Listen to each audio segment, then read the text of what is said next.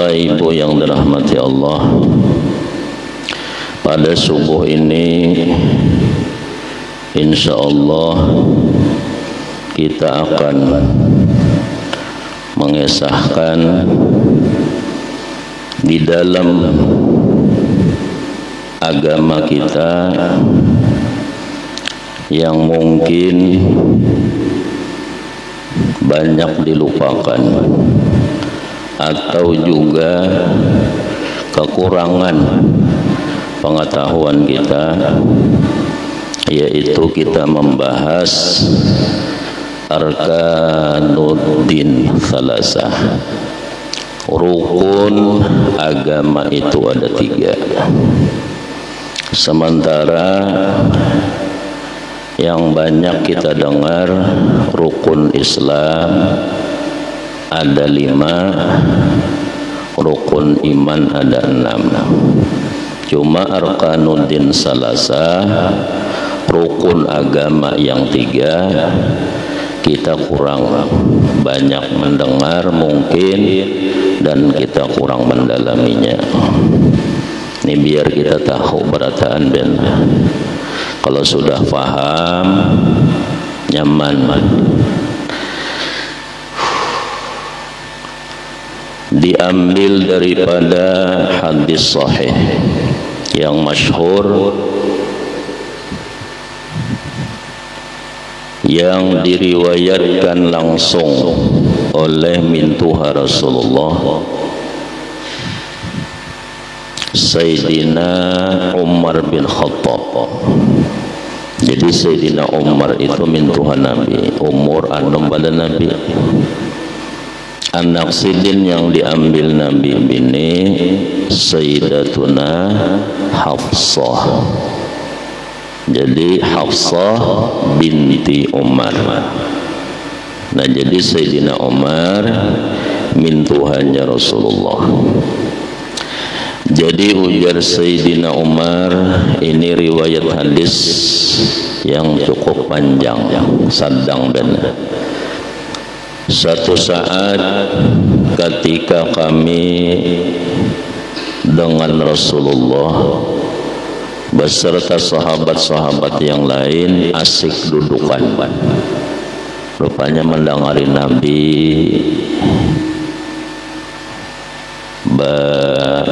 benasihat dan asik dudukan sahabat mengelilingi Rasulullah. Tiba-tiba ujar Sayyidina Umar, datang seorang pemuda yang sangat tampan, rambutnya sangat hitam, bajunya sangat putih, dan tidak ada kami lihat dari pemuda itu atharus safar, bakas-bakas musafir dari pemuda itu. Kalau orang datang mulai jauh, pasti bajunya lusuh, kumal, karena banyak bakas duduk mungkin benar. Ini kadada kelihatan sama sekali. Tiba-tiba datang menyentuhkan lututnya dengan lututnya Rasulullah, langsung berhadap ke Nabi, langsung bersentuhan lintuhut lawan Rasulullah. Ini si pemuda tadi. Lalu pemuda tadi bertanya kepada Rasulullah. Ujar pemuda tadi, mal Islam ya Muhammad? Apakah Islam itu hai Muhammad? Ujar pemuda tadi. Lalu Rasulullah menjawab, al-Islamu an tashhada alla ilaha illallah wa iqamas salah wa ita'az zakah, dan seterusnya. Jadi Islam itu, ujar Rasulullah, bahwa kamu mengucap 2 kalimat syahadat. Itu Islam. Orang hendak berislam, asyhadu an la ilaha illallah, ikrar bil lisan, hanya tasdiq bil jinan, itu arkanus syahadah. rukun syahadat 2, iqrar bil lisan wa tasdiqun bil jinan. Ucapan di lisan asyhadu alla ilaha illallah, suruhnya meyakini dalam hatinya aku bersaksi tidak ada Tuhan selain Allah. Wa asyhadu anna Muhammad Rasulullah, dan engkau bersaksi bahwa Muhammad adalah utusan Allah. Nah, jadi Islam itu mengucap 2 kalimat syahadat, mengerjakan solat, wa iqamas sholat, engkau mendirikan solat, lalu pulang membayar zakat, puasa pada bulan Ramadan, berhaji ke Baitullah kalau kita mampu, benar. Nah, itu Islam. Lalu setelah dijawab Rasulullah, pemuda tadi berkata, "Shadaqta ya Muhammad." Benar engkau hai Muhammad. Sahabat yang mendengar heran. Inya batakun, inya juga membenarkan. Lalu batakun lagi yang kedua, "Wamal iman ya Muhammad." Apakah iman itu hai Muhammad? Jadi ujar Rasulullah, al-iman an tu'minu billah wa malaikatihi wa kutubihi wa rasulihi, dan seterusnya. Iman itu Rasulullah bahwa kamu percaya kepada Allah, percaya dengan kitab-kitabnya, rasul-rasulnya, percaya dengan hari akhir, qada dan qadar baiknya Allah, qadar baik dan qadar buruknya Allah. Ya, rukun iman itu ada 6 dah. Nah, maka itu iman. Jadi habis dijawab Nabi pulang, lalu ujar pemuda tadi, "Shadaqta ya Muhammad." Benar engkau ya Muhammad.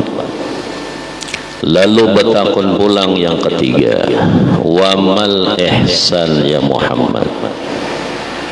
Apakah ihsan itu hai Muhammad? Nabi menjawab, "Al-ihsan an ta'budallah ka'annaka tarah, fa illam takun tarah fa innahu yarah." Engkau menyembah Allah seolah-olah engkau melihat kepada Allah. Kalau kamu kada mampu kayak itu, engkau rasakan bahwa Allah senantiasa melihat kepadamu. Maka itu ihsan. Lalu setelah dijawab Nabi, pemuda tadi berkata lagi, "Shadaqta ya Muhammad." Habis itu pergilah pemuda tadi, keluar dari tempat yang di situ ada Rasulullah bersama sahabat. Setelah pergi pemuda tadi, lalu para sahabat ini heran. Ujar sahabat, "Ya Rasulullah, orang itu bertanya, tetapi dia juga yang membenarkannya." Jadi ujar Rasulullah, "Tahukah engkau siapakah dia itu?" Sahabat kada tahu. Lalu ujar Rasulullah, "Dia adalah Jibril yang mengajarkan kepada kalian tentang perkara agama kalian." Rupanya sahabat itu salawas berkumpul lawan Rasulullah, kada suah menanyakan itu, kada suah menanyakan masalah itu. Lalu Jibril datang melajari kepada para sahabat tentang rukun agama mereka. Maka ulama menyimpulkan yang 3 tadi disebut dengan arkanuddin. Di dalam kitab Haqa'iq Anit Tasawuf itu juga dijelaskan. Jadi rukun agama itu ada 3: Islam, iman, dan ihsan. Ini kita bahas wujurkan tunggal butingan biar kita faham. Lalu masalah-masalah keislaman, kalau dahulu pada masa Rasulullah hidup, semuanya baik itu masalah keislaman, masalah keimanan, masalah keihsanan, itu semuanya disebut dengan syariat Rasulullah. Semuanya disebut syariat. Hendak kayak apa aja itu disebut syariat. Mau dinamakan fikih saat ini, pada masa Rasulullah disebut syariat. Mau disebut dengan tasawuf pada saat ini, pada masa Rasulullah disebut syariat. Mau disebut tauhid pada masa ini, di zaman Nabi disebut syariat. Jadi semuanya syariatnya Rasulullah. Nah, maka kajian-kajian keislaman difahami oleh para ulama salafus soleh, generasi-generasi dahulu yang soleh. Generasi dulu yang soleh yang mana ya? Generasi yang soleh itu bergerak salafus soleh setelah masanya tabi'in. Setelah masanya tabi'in ada yang mengatakan itu, maka disebut salafus soleh. Seperti Imam Abu Hanifah Ibnu Nu'man, yang pertama menulis kitab masalah fikih itu Abu Hanifah Ibnu Nu'man. Lahirnya di masa tabi'in. Jadi Imam Abu Hanifah lahirnya di masa tabi'in. Artinya sahabat sudah mungkin banyak, sudah kada lagi. Lahirnya Imam Abu Hanifah tahun 80 Hijriah. Parak benar kalau lawan Rasulullah benar 80 Hijriah. Jadi lawan Rasulullah zamannya parak benar.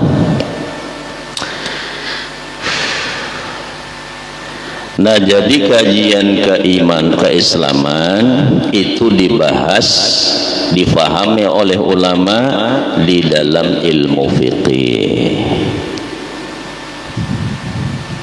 Jadi masalah-masalah ibadah-ibadah syar'iyah lahiriah, kayak apa wudu yang benar, kayak apa mandi wajib yang benar, itu ngarannya adalah kajian-kajian keislaman. Dan ini yang paling banyak dipahamkan. Ini yang banyak dipahamkan. Sah batal, halal haram, ini sunnah, ini makruh, ini mubah, dan sebagainya. Itu dibahaskan di dalam ilmu fikih. Nah, itu kajian keislaman di dalam ilmu fikih.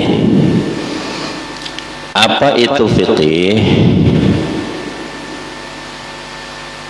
Fikih itu adalah ilmu, al-ilmu bi ahkamis syar'iyyah al-muqtasab min adillatiha at-tafsiliyah. Itu fikih ngarannya. Jadi fikih itu satu ilmu pengetahuan tentang syariat-syariat yang lahiriah, yang diambil pengetahuan itu dari dalil-dalil secara tafsil. terparinci tunggal mutingan. Misalnya Imam Syafi'i menghukumkan ujar sidin ada air mustakmal. Misalnya Imam Syafi'i menghukumkan ada banyu ngarannya banyu mustakmal. Imam yang lain kada. Imam Syafi'i menghukumkan ada banyu ngarannya banyu mustakmal. Sidin menghukumkan banyu mustakmal mengambil dalil dari hadis yang sahih. Ini dikisahkan di dalam kitab Bahrul Mali. Ujar Rasulullah ma'ul kathir qullataini fa'akthara. Air yang banyak itu 2 qullah atau lebih. Apabila banyu itu kurang 2 qullah, berarti banyu itu banyu sedikit ngarannya. Apabila ini 2 qullah atau lebih, maka banyu itu ngarannya banyu yang banyak. Maka 2 qullah diukur dengan literan 216 liter. Itu 2 qullah. Maka apabila banyu itu melebihi itu, pian baudo termasuk ke situ pada mustakmal. Pian mandi wajib termasuk ke dalam situ bak tadi, maka kada mustakmal. Apabila kurang, maka mustakmalnya. Mustakmal itu air yang bekas dipakai daripada menghilangkan hadas besar atau hadas kecil itu. Nah, itu ngarannya dalil secara tafsil. Padahal hadis Nabi ada juga yang lain. Al-ma kulluhu tuhur. Hadisnya sama sahih juga. Air itu ujar Nabi semuanya suci. Tapi Imam Syafi'i kadang mengambil hadis ini di dalam hujjah fatwa sidin tentang hukum syar'iyah lahiriyah atau masalah keislaman tadi. Ini contoh sebutin aja lah. Nah, biar kita tahu. Nah, itulah fikih. Maka di dalam fikih ada mazhabnya. Dan jangan kada bermazhab. Ini sudah diteliti oleh para ulama-ulama yang arif, para ulama-ulama yang alim mulai zaman Bahari. Jangan tidak bermazhab. Siapa tidak bermazhab, kacau ini cara memahami Islam. Bagaimana ini bisa memahami Islam? Sedangkan ini tidak cukup syarat pengetahuannya untuk memahami berfatwa di dalam agama ini. Ilmunya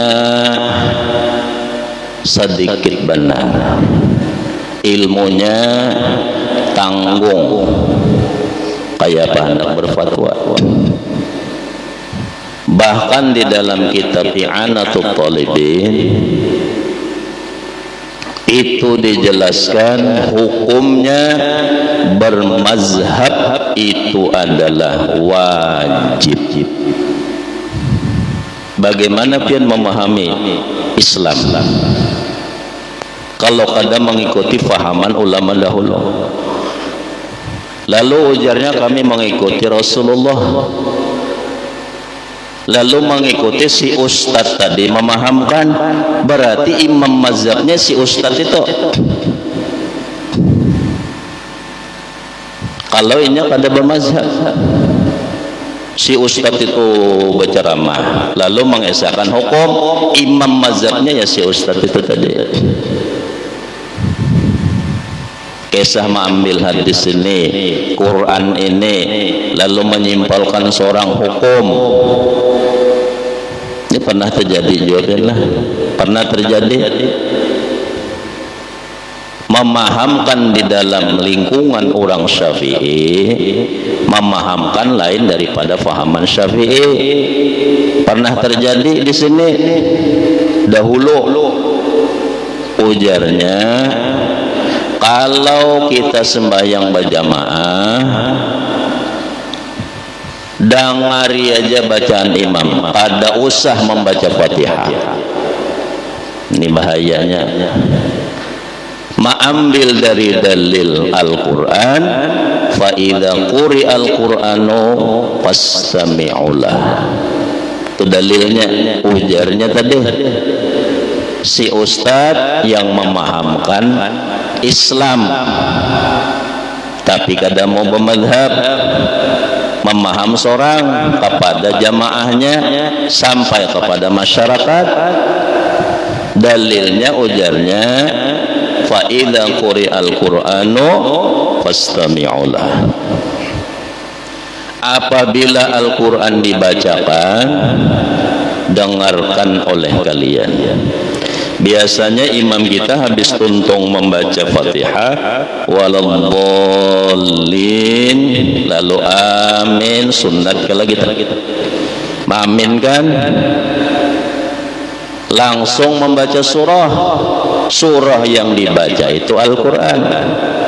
Maka ujarnya si ustadz yang memahamkan, yang kada bermazhab tadi, dengari bacaan surahnya, karena perintah Allah, apabila Al-Quran dibacakan, hendaklah kalian dengarkan. Nah, ini yang tanggung memaham sebuting dalil. Sebuting dalil dapat, dalil yang lain kada tahu. Ini rancak ulun sampaikan, ibarat orang itu kepala masuk, buntut sangkut. Padahal Rasulullah dalam hadis sahih menjelaskan la tasihus shalah illa bi Fatihatil kitab.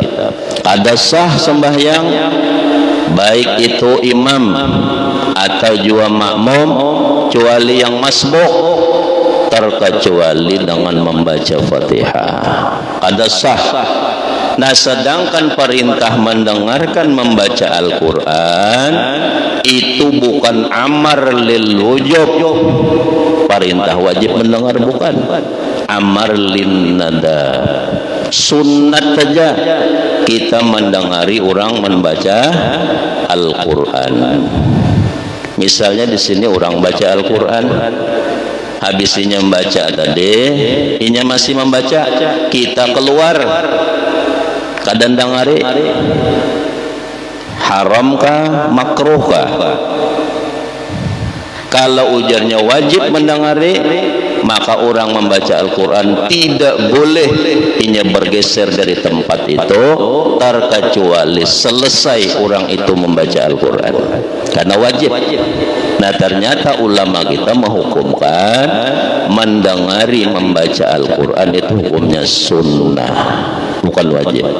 Membaca Fatihah setiap rakaat hukumnya adalah wajib. Nah, ini yang bahayanya pada pemazhab nih, memahami seorang seolah-olah ini alim sudah, cukup pengetahuan untuk beristihad di dalam satu hukum.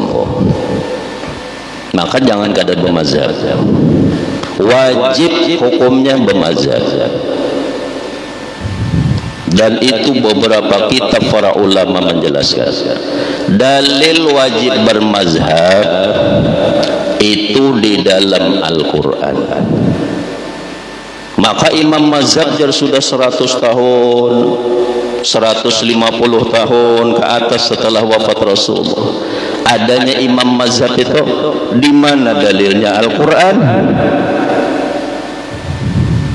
Ini orang kada paham ya. Ini yang kada memahami rahasia daripada Al-Quran. Imam Nawawi Al-Jawi Al-Banten rahimahullah, ulama besar Indonesia, orang Jawa, Banten. Menurut riwayat Sidin pernah menjadi imam Masjidil Haram Sidin mengarang lebih daripada 20 kitab. Paling ganal kitab karangan Sidin ngarannya Mahrul Ladid, Tafsir Munir. Ada lagi salah satu yang ganal ngarannya Nihayatuz Zain. Ini karangan Imam Nawawi Al-Jawi Al-Bantani rahimahullah. Imam Nawawi di dalam kitab Nihayatuz Zain menjelaskan, ujar Sidin, dalil wajib bermadhab di dalam Al-Quran, dalil wajib bermadhab di dalam Al-Quran, Allah berfirman, fas'alu ahlal dzikri in kuntum la ta'lamun.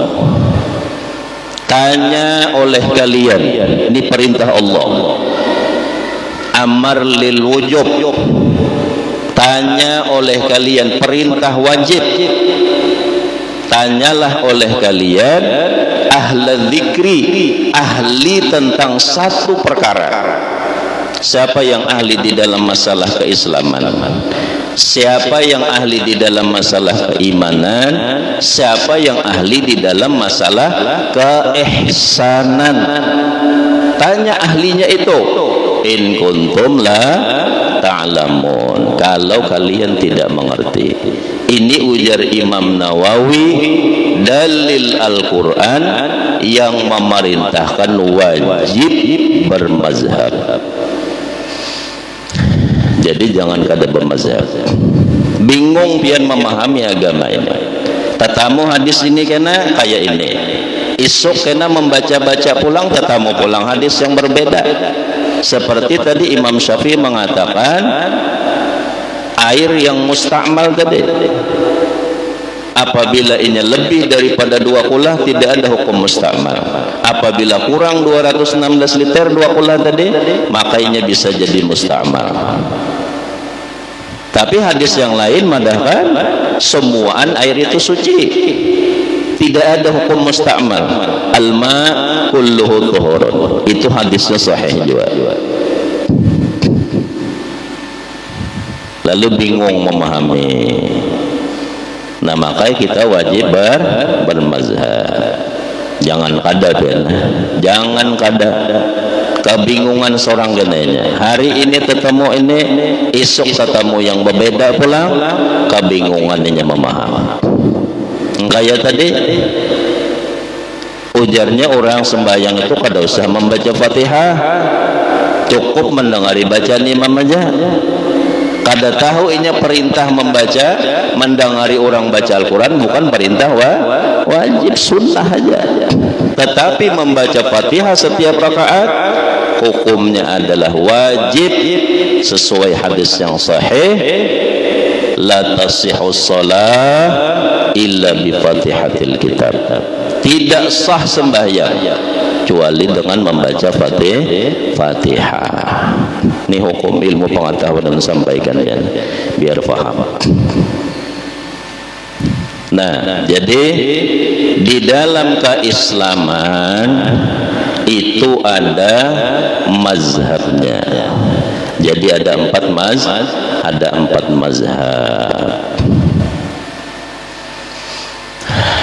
Sudah isyraq. Nah, kena kita sambung lagi biar ini kena sampai kepada fahaman bahwa siapakah yang bergelar Ahlus Sunnah wal Jamaah. Ini di sini kena fahamannya. Kelanjutannya kena ada. Kelanjutannya kena ada. Nah, jadi mudah-mudahan subuh terakhir benlah ulun kawam menjelaskan yang 2 iman lawan apa itu ihsan. Nah, jadi sudah pertama ini kajian keislaman ada mazhabnya. Mazhabnya yang boleh diumpati umat Islam di dunia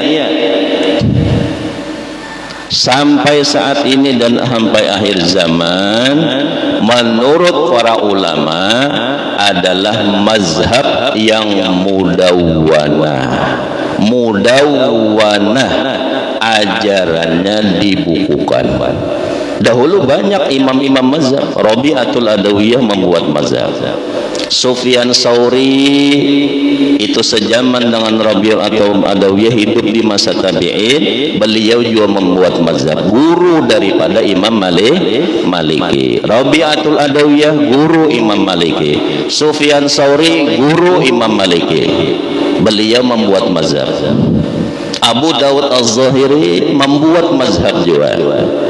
Tetapi mazhab mereka tidak mudawwanah, tidak dibukukan seperti mazhab yang empat: Imam Abu Hanifah, Imam Maliki, Imam Asy-Syafi'i, dan Imam Ahmad bin Hanbal.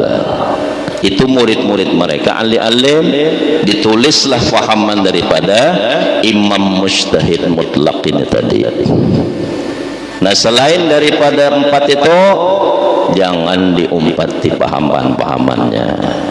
Karena kada mudawwanah pian mengumpati pahaman si fulan yang dahulu imam mazhab, tapi pian selanjutnya kawalah mengumpati apa pendapat-pendapatnya, karena kada tertulis, kada dibukukan. Misalnya wudhu kayak seano, atau misalnya Rabi'atul Adawiyah, kalau kada salah pian menghukumkan sembahyang Jumat boleh berdua, lalu pian sembahyang Jumat berdua aja, ada hatib lawan imam. Lalu selanjutnya kayak apa cara sembahyangnya, rukun khutbahnya, tahulah pian. Tahunya sembahyang menurut Rabi'atul Adawiyah boleh berdua. Lalu kayak apa selanjutnya pian? Kayak apa cara khutbahnya, rukun khutbahnya, syarat sahnya, dan sebagainya. Lalu surah yang dibaca imam, adakah syarat daripada imam mazhab itu tadi? Kita tahunya berdua, kayak itu aja sudah, selanjutnya kada paham.